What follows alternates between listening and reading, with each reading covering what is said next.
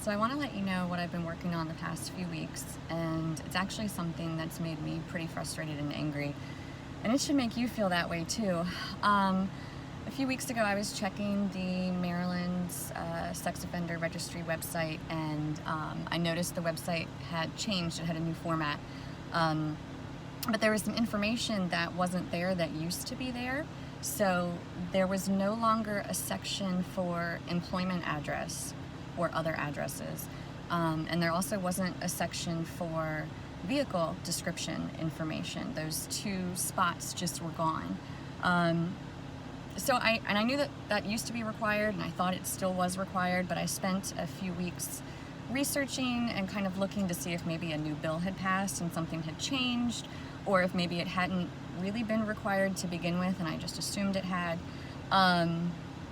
But sure enough, I confirmed with the Maryland's Department of Public Safety and Corrections website that those two pieces of information are required.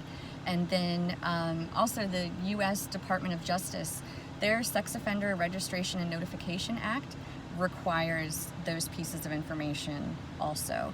I've attached that to this update so you can look at it if you want, but basically it's federally and state required to list that as an offender's registration statement. Part of their statement is supposed to list any employment address and any vehicle information, so people can be aware.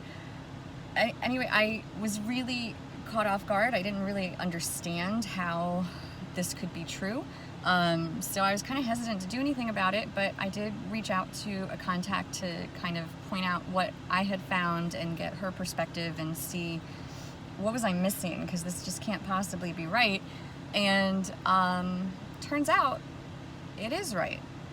Maryland's sex offender registry website, until very recently, was not in compliance with state and federal regulations. I don't know exactly when it became non-compliant. I know I noticed it a few weeks ago. I don't know when it would have been fixed if I hadn't pointed it out. But, you know, it's just kind of, my mind is blown, and yours should be too. So I don't know how many employees there are that relate to this type of work. I don't know all of the different organizations or who's responsible, but ultimately the entire state's sex offender registry was non-compliant, and a regular, ordinary person is who noticed it and brought it to someone's attention to get it fixed.